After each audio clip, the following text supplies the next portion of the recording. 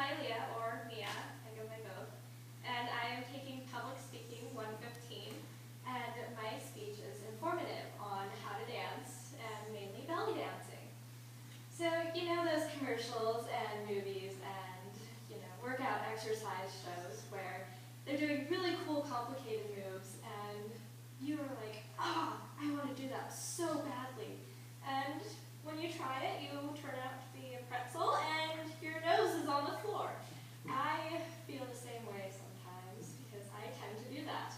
Still, I do belly dancing and I've been doing it maybe for a year now.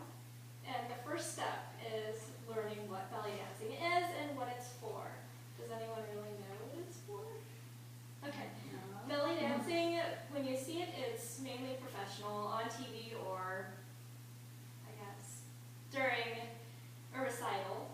But it's also for weddings, anniversaries, and it's also to celebrate pregnancy.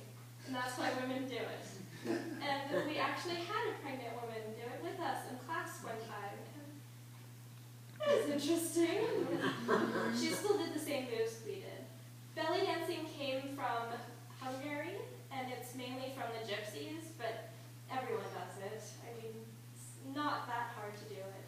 Next, the main outfits that belly dancers wear are usually just skirts that are really long and flowy, and coin belts too.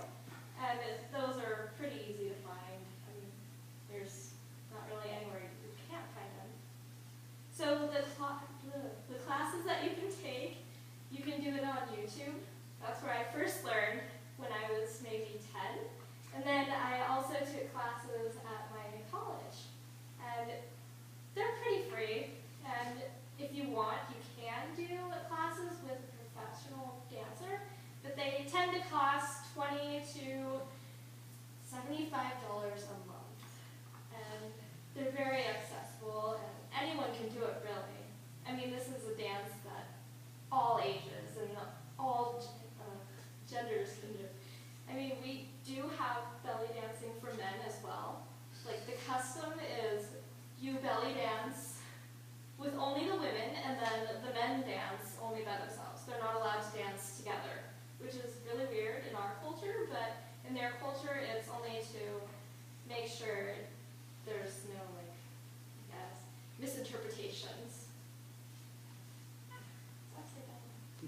So the correct stance for belly dancing, you don't want to stand like this, because you can't really move, and you look kind of scary. And it's also kind of like ballet. When you put your arms out, you actually belly dance more elegantly.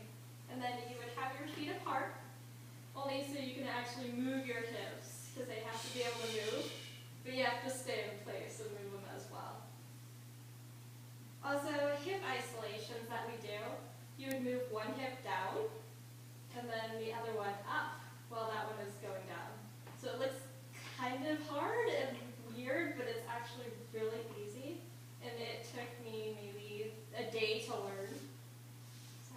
Anyone can really do it.